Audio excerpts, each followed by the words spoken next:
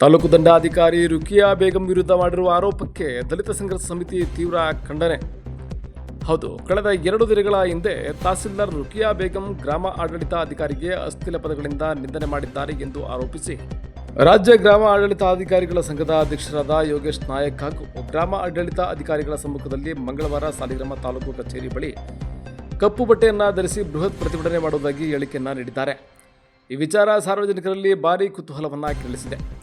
ಇಂದು ಇದೇ ವಿಚಾರವಾಗಿ ದಲಿತ ಸಂಘರ್ಷ ಸಮಿತಿ ಜಿಲ್ಲಾ ಸಂಚಾಲಕ ಕಂಡಿಬುದ್ದನಹಳ್ಳಿ ಚಂದ್ರು ಮಾತನಾಡಿ, ಸಾರ್ವಜನಿಕ ಕೆಲಸಗಳನ್ನು ಮಾಡದೆ ವರ್ಷಗಟ್ಟಲೆ ಅಲೆದಾಡಿಸುತ್ತಿರುವ ಗ್ರಾಮ ಆಡಳಿತ ಅಧಿಕಾರಿಗಳ ಕಾರ್ಯವೈಖರಿಗೆ ಬೇಸತ್ತು ಜನ ವಿಷ ಕುಡಿಯುವ ಪರಿಸ್ಥಿತಿ ನಿರ್ಮಾಣವಾಗ್ತಾ ಇದೆ.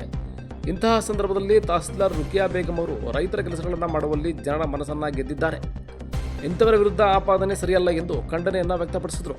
ಇದೇ ಸಂದರ್ಭದಲ್ಲಿ ದಲಿತ ಸಂಘರ್ಷ ಸಮಿತಿ ತಾಲೂಕು ಸಂಚಾಲಕ ಸಿಗವಾಡ ಸುಧಾಕರ್, ಕರ್ಪುರವಳ್ಳಿ ಸ್ವಾಮಿ, ಲಕ್ಷ್ಮೀಪುರ ಮಾಂತೇಶ್, ಸಾಲಿಗ್ರಾಮ ಗಂಗಾಧರ್, ಮನುಗನಹಳ್ಳಿ ದೇವರಾಜ್ ಸೇರಿದಂತೆ ಇನ್ನಿತರರು ಹಾಜರಿದ್ದರು.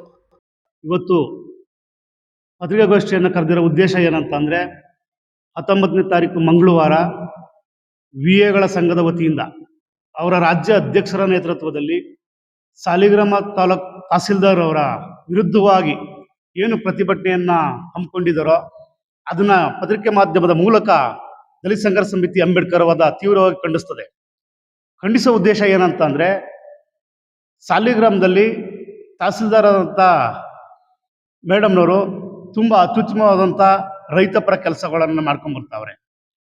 ರೈತಪರ ಕೆಲಸ, ಬಡವ್ರ ಕೆಲಸಗಳನ್ನ ಮಾಡ್ಕೊಂಬರ್ತಾ ಇದ್ದಾರೆ.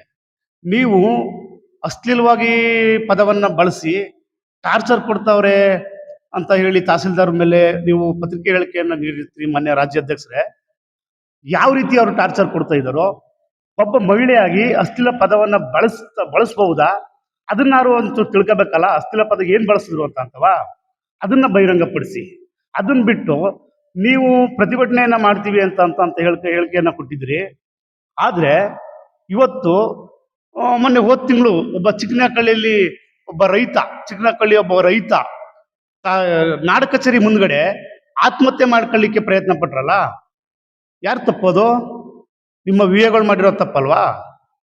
ವಿಷ ಕುಡಿಯುವಂತವ ನಾಡ ಕಚೇರಿ ಒಂದು ಮುಂದ್ಗಡೆ ವಿಷ ಕುಡಿಯುವಂತ ಕೆಲಸವನ್ನ ಮಾಡ್ತಾರೆ ಅಂತ ಅಂದ್ರೆ ಅದು ಯಾರು ತಪ್ಪಿದೆ ಅಂತ ಅವತ್ತು ಯಾಕೆ ನೀವು ನಿಮ್ಮ ವಿಎಗಳಿಗೆ ಸರಿಯಾದ ರೀತಿ ರೈತರ ಕೆಲಸ ಮಾಡಿ ಅಂತ ಒಂದು ಹೇಳಿಕೆ ಕೊಡ್ಲಿಲ್ಲ?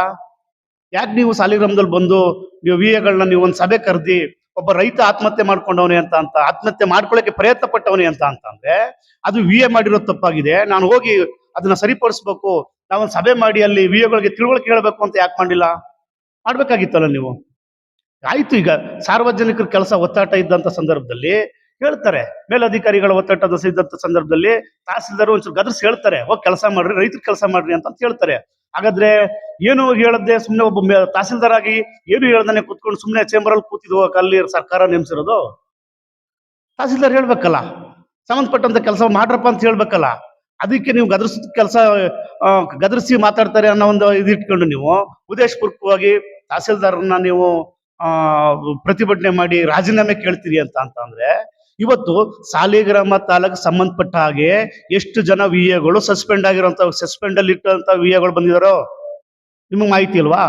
ಎಷ್ಟು ಜನ ವಿಎಸ್ ಸಸ್ಪೆಂಡ್ ಆಗವ್ರೆ? ರೈತ ವಿಷ ಕುಡ್ದಂತ ಸಂದರ್ಭದಲ್ಲಿ ಎಷ್ಟು ಜನ ವಿಎಸ್ ಸಸ್ಪೆಂಡ್ ಆದ್ರು? ಸಸ್ಪೆಂಡ್ ಮುಗಿಸ್ಕೊಂಡು ಸಾಲಿಗ್ರಾಮದಲ್ಲಿ ಡ್ಯೂಟಿ ಮಾಡ್ತಾ ಇರೋಂತ ವಿಎಗಳು ಎಷ್ಟು ಜನ ಅವ್ರೆ? ಕೇಳ್ಬೇಕಲ್ಲ ನೀವು ಅದನ್ನೆಲ್ಲಾನು ಬಿಟ್ಟು ಪ್ರತಿಭಟನೆ ಮಾಡ್ತೀವಿ ಅಂತ ಹೇಳಿದ್ರೆ, ಇವತ್ತು ಹಿಂದುಳಿದ ವರ್ಗದಲ್ಲಿ, ಅಲ್ಪಸಂಖ್ಯಾತರ ವರ್ಗದಲ್ಲಿ ಹುಟ್ಟಿರುವಂತ ಒಬ್ಬ ಮಹಿಳೆ ತಹಸೀಲ್ದಾರ್ ಅವ್ರು ಇವತ್ತು ಬಡ ಕುಟುಂಬದಲ್ಲಿ ಹುಟ್ಟಿ ಬಂದಂತರು. ನಾನು ತಹಸೀಲ್ದಾರ್ ಪರ ಅಂತ ಹೇಳ್ತಾ ಇಲ್ಲ, ಸಾರ್ವಜನಿಕವಾಗಿ ನನ್ನ ವೈಯಕ್ತಿಕ ಅಭಿಪ್ರಾಯಗಳನ್ನ ಹೇಳ್ತಾ ಇದ್ದೀವಿ. ನಮ್ಮ ವೈಯಕ್ತಿಕ ಅಭಿಪ್ರಾಯಗಳನ್ನ ಸಾರ್ವಜನಿಕವಾಗಿ ಹೇಳ್ತಾ ಇದ್ದೀವಿ.